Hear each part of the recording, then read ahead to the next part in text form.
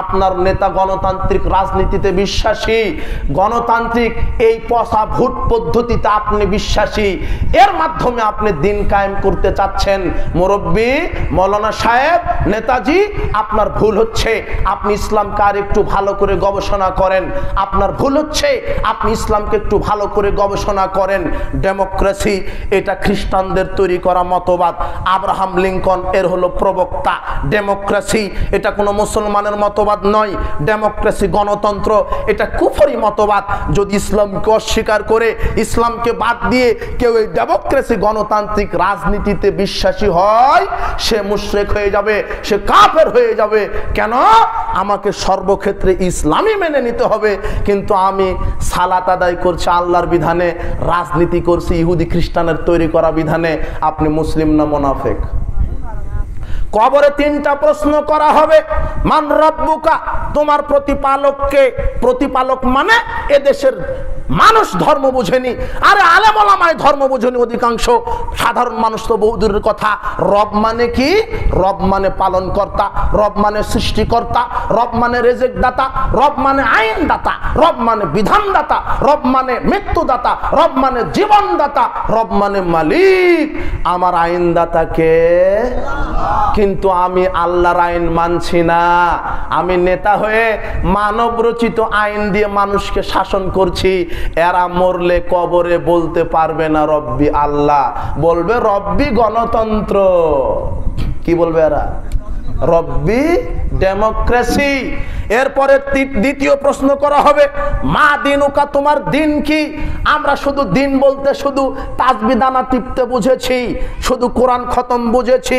দিন মানে আমি সালাত আদায় করব যার বিধানে, রাজনীতিও করব তার বিধানে। এটা হলো দিন, এটা হলো তাওহীদ, এটাই হলো ইবাদত, এটাই হলো ঈমান।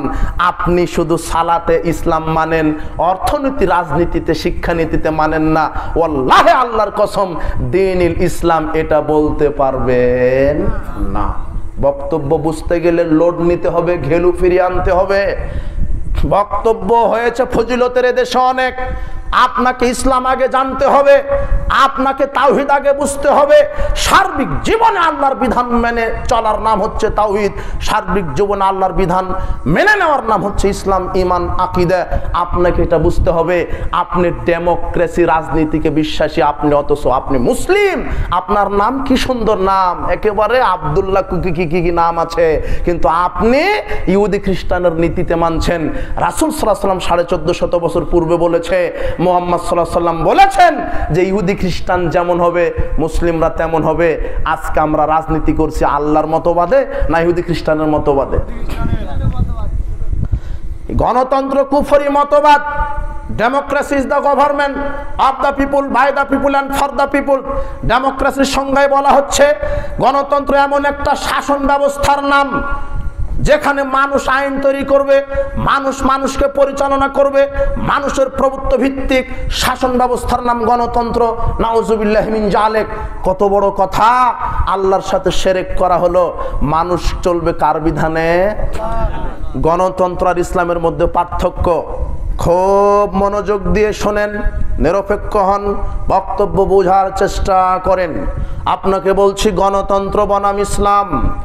আমি ইসলামী খেলাফতে বিশ্বাসী, গণতান্ত্রিক রাজনীতি হারাম। গণতান্ত্রিক রাজনীতিতে বিশ্বাসী নয়। কেন? আমি মুসলিম, কেন আমি আল্লাহর বিধান মানি। ইসলাম কি? আল্লাহ প্রদত্ত জীবন বিধান। গণতন্ত্র কি? মানব রচিত জীবন বিধান। পার্থক্য হলো না? আবার বুঝেন, আল্লাহ প্রদত্ত জীবন বিধান ইসলাম, মানব রচিত জীবন বিধান গণতন্ত্র। এক। দুই নম্বর পার্থক্য, গণতন্ত্রে অধিকাংশের রায় চূড়ান্ত, ইসলামে হক সত্য যেটা সেটা চূড়ান্ত। তিন, গণতন্ত্রের সকল ক্ষমতার উৎস জনগণ, আর ইসলামে সকল ক্ষমতার উৎস আল্লাহ।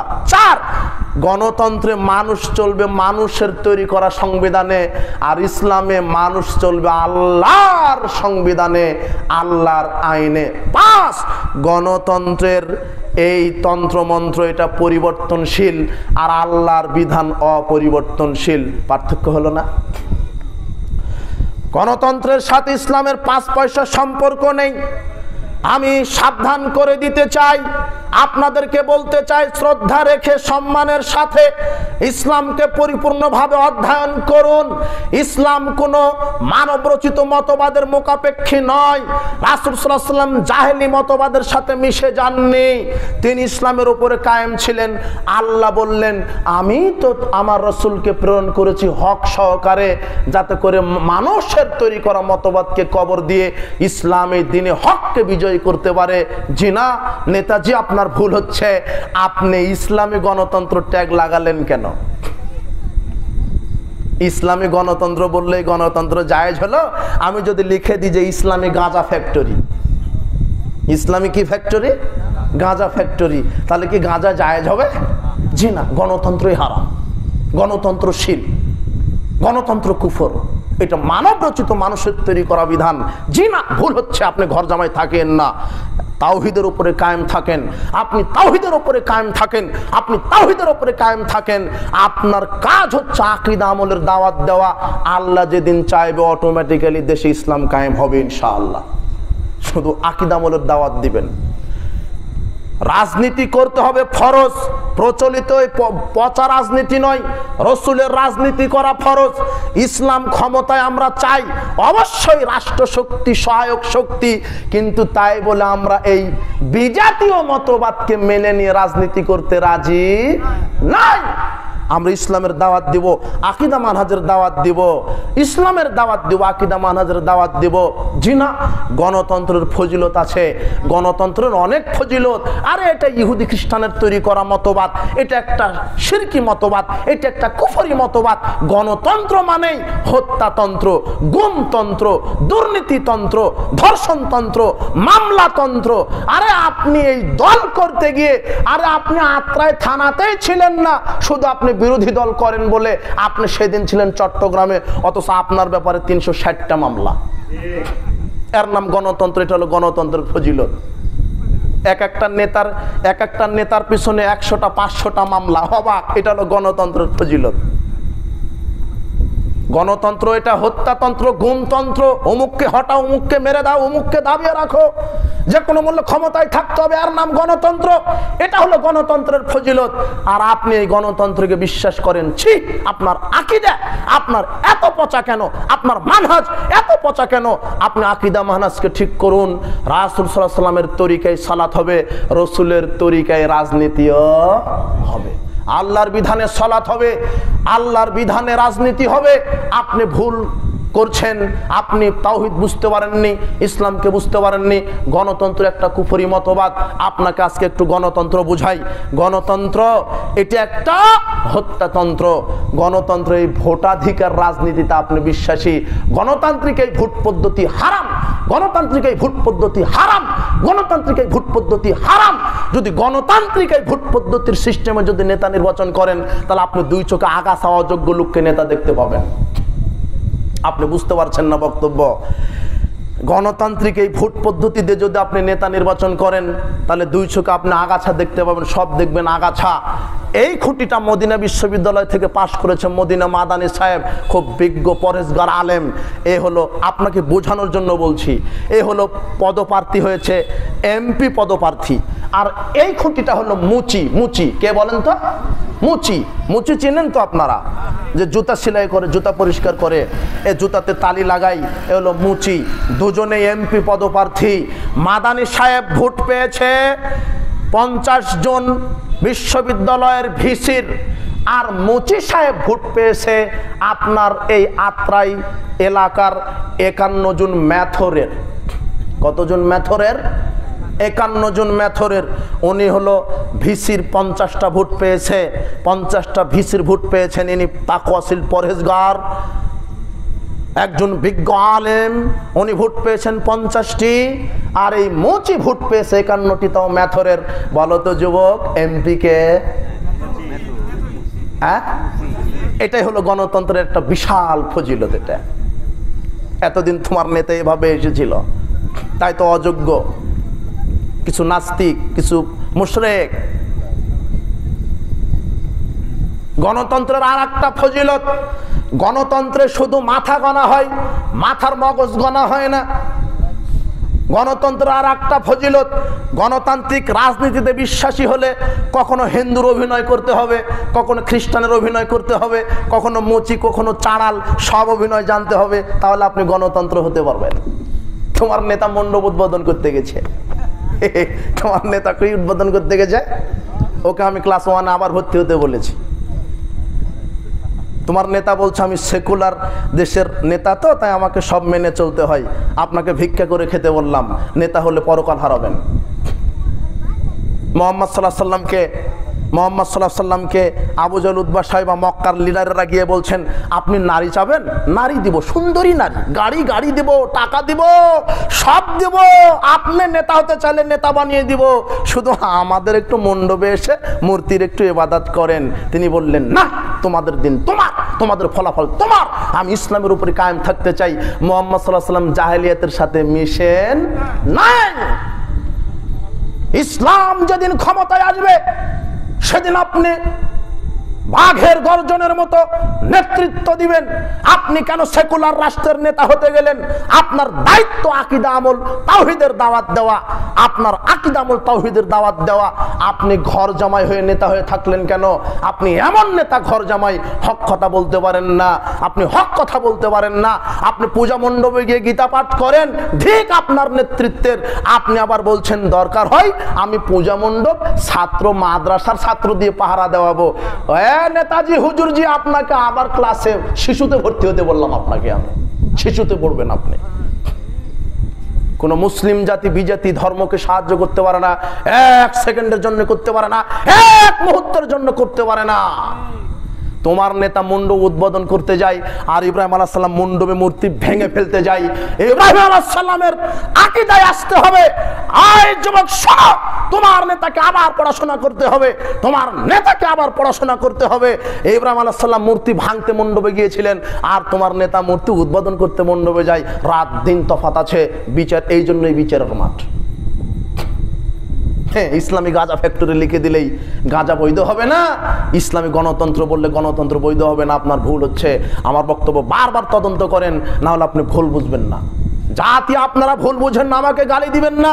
বিশ্বাস করেন ইসলাম কোনো কুফরি মতবাদে বিশ্বাসী নয়। বিশ্বাস করেন রাসূলের আদর্শ ছাড়া কোনো পৃথিবীতে আদর্শ নাই, রাসূলের নীতি ছাড়া পৃথিবীতে কোনো নীতি নাই। রাসূলের আদর্শের বাহিরে, রাসূলের নীতির বাহিরে আপনি যা করবেন সেখানে আপনি ধ্বংস হবেন। সেটা পরকালে হোক, সেটা দুনিয়াতে হোক, ধ্বংস হবেই হবে। রাসূলের আদর্শ ব্যতীত পৃথিবীতে কোনো আদর্শ নাই। লিখে নেন। গণতন্ত্রের ফজিলত শোনেন। এই অযোগ্য লোক যখন নেতা হবে, হিরো আলম যদি এমপি হয়, হিরো আলমকে চেনেন? আর আপনার ছেলে হবে বিসিএস ক্যাডার। কি হবে? আপনার ছেলে বিসিএস ক্যাডার আর হিরো আলম হলো এমপি। এই যুবক হাসো না, শোনো, এদিকে শোনো, ফাজলামি করো নাকি? দেখো, একটু দেখো, এইদিকে দেখো। ও হলো নেতা, তুমি হলে বিসিএস ক্যাডার। বলো তো কে কাকে স্যার বলবে? কে বলবে? একটা লুচ্চা, হারামখোর, শুধু স্যার না, sir sir sir sir sir sir sir sir sir. কথা বুঝতে পারেননি? না হলে চাকরি থাকবে না, বেতনও থাকবে না। এটা হলো গণতন্ত্রের কি ফজিলত। যোগ্য লোক অযোগ্য লোককে ভক্তি করবে, এটা হলো গণতন্ত্রের ফজিলত। হারাম খুরিয়া বা খুর গাঁজাখোর ক্ষমতায় থাকবে, এটা হলো গণতন্ত্রের ফজিলত। গণতন্ত্র আর ফজিলত দেখবেন, একটা চেয়ারম্যান হতে 1 কোটি টাকা খরচ হয়, এটা হলো গণতন্ত্রের ফজিলত। একটা চেয়ারম্যান 1 কোটি টাকা খরচ করে চেয়ারম্যান হয়। ও যখন চেয়ারম্যান হবে, ও আগে 20 কোটি কামাই করার ধান্দা করবে, আগে আপনার কাজ করবে না। গণতন্ত্রের ফজিলত হচ্ছে দুর্নীতি। আর এই গণতন্ত্রের তৈরি হয়েছে শুধু দুনিয়াকে পূজা করবে বলে, শুধু দুর্নীতি চুরি করবে বলেই, শুধু ধান্দাবাজি। এটা একটা ধান্দাতন্ত্র, এটা একটা ধোঁকাতন্ত্র, তার নাম হচ্ছে গণতন্ত্র। এটা হচ্ছে ধোঁকাতন্ত্র, এটা হচ্ছে ধোঁকাতন্ত্র, এটা ধান্দাতন্ত্র, তার নাম হচ্ছে গণতন্ত্র। তোমার নেতা বলছে ইসলামী গণতন্ত্র, ভুল হচ্ছে তোমার নেতার। গণতন্ত্র আর একটা ফজিলত, একটা চেয়ারম্যান হতে কত কোটি টাকা লাগে? 1 কোটি। এইবারে 2024, এটাই 24 সাল, গত ঈদুল আজহাতে একটা খাসি বিক্রি হয়েছে 15 লক্ষ টাকা দিয়ে। জানেন কি? একটা ছাগল 15 লক্ষ টাকা দিয়ে বিক্রি হয়। আর এই গণতান্ত্রিক রাজনীতির সময় যখন ভোটের সময় আসে তখন আল্লাহর এই বান্দা নামক ছাগলদের নাম হয় 15 টাকা। কয় টাকা? 15 টাকা। ছাগলের দাম কত? 15 লাখ। এদের নাম কত হয়? 15 টাকা। এক কাপ চা একটা ডিমে বিক্রি হয়ে যায়। এটা হলো গণতন্ত্রের কি ফজিলত। আপনি দাঁড়ায় আছেন কেন? আচ্ছা আচ্ছা, ওটা সমস্যা নাই, আপনি এই জায়গায় বসেন। গণতন্ত্র, ধোকাতন্ত্র, নোংরাতন্ত্র, গুমতন্ত্র, হত্যাতন্ত্র, এর নাম গণতন্ত্র। আপনি গণতান্ত্রিক রাজনীতিতে বিশ্বাসী পৃথিবীতে কোনো মুসলিম গণতান্ত্রিক রাজনীতি, অর্থনীতি, সমাজনীতি, শিক্ষানীতিতে বিশ্বাসী হতে পারে না। তার ঈমান চলে যাবে, তার ঈমান চলে যাবে যদি ইসলামকে অবজ্ঞা করে। কেননা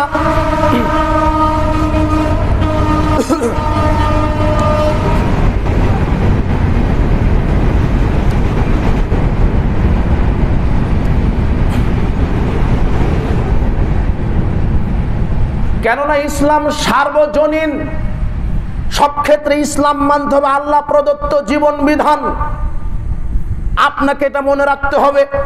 আজকে শোনেন, আপনাকে একটা কথা বলে দিই, বিগত সরকারের জুলুমবাজি আপনি দেখেছেন।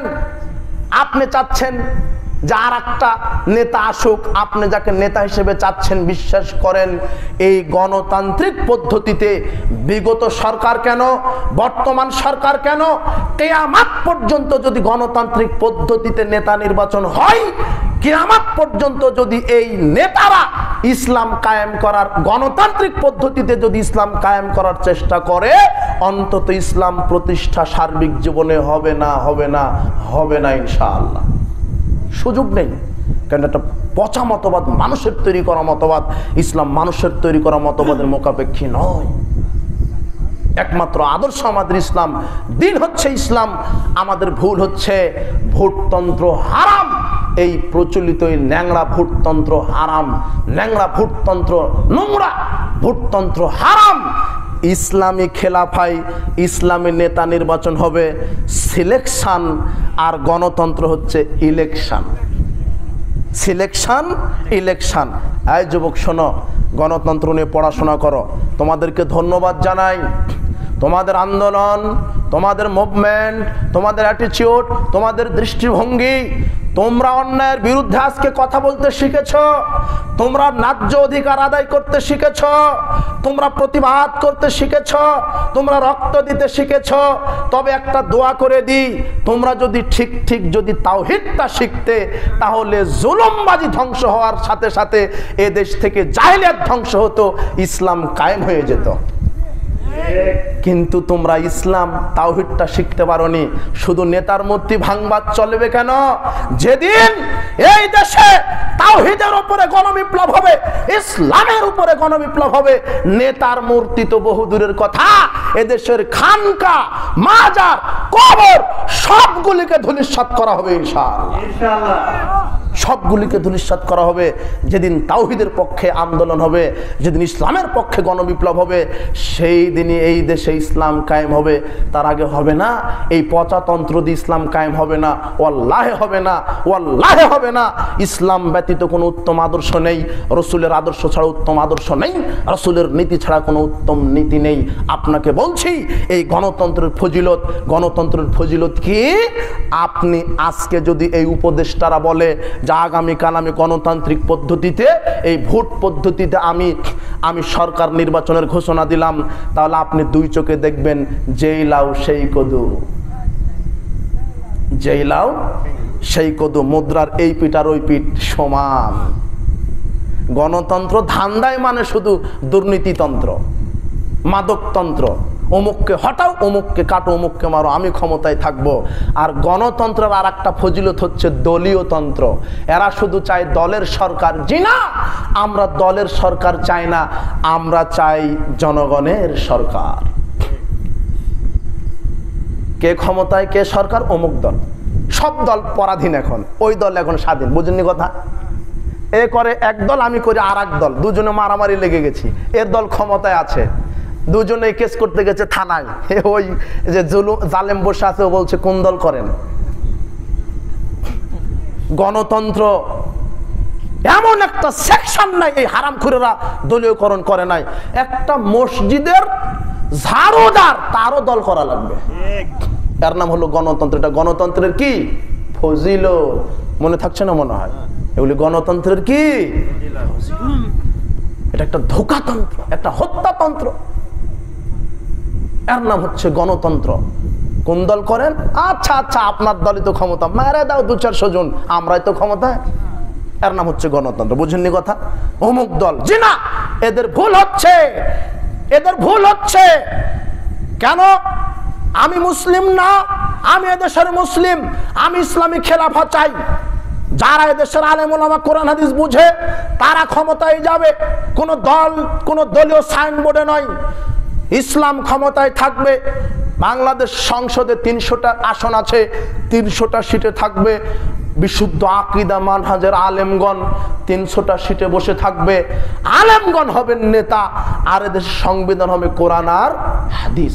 কোরআন আর কি? হাদিস। ইসলাম নেতার পরিবর্তন চায় না, ইসলাম চায় নীতির পরিবর্তন। কিসের? ইসলাম নেতার পরিবর্তন চায় না, ইসলাম কিসের পরিবর্তন চায়? নীতির। এই এরাই ক্ষমতায় থাক, এরাই ক্ষমতায় থাক। এই যে তত্ত্বাবধায়ক না, এখন তো অন্তর্বর্তীকালীন সরকার, না, এরাই ক্ষমতায় থাক। ইসলামী লেবাস কোরআন হাদিস সংবিধান করুক, আর আলেম ওলামাকে সেট করুক সংসদে, চলবে ইসলাম, সংবিধান হবে কোরআন আর হাদিস। সমস্যা আছে না? সমস্যা আছে। আমাকে ক্ষমতায় যেতে হবে, না হলে তো চুরি করা যাবে না, বোতল খাওয়া যাবে না। বোঝেননি কথা? এই জন্য তোমার দাড়িওয়ালা হুজুর ও তার দলের ক্যানভাস করছে। বোঝেননি কথা? দাড়িওয়ালা হুজুরও কিসের ক্যানভাস করছে? ওর দলের ক্যানভাস করছে। অবাক কথা। এদেরকে ইসলাম আবার শিখতে হবে। বক্তব্যটা কঠিন হলেও আমি বারবার অনুরোধ করছি, বক্তব্যটা বোঝার চেষ্টা করেন। জি না, মানব রচিত কোনো মতবাদ চলবে না, ইসলাম চলবে। ইসলাম আমার সংবিধান, ইসলাম আমার রাজনীতি, ইসলাম আমার খেলা।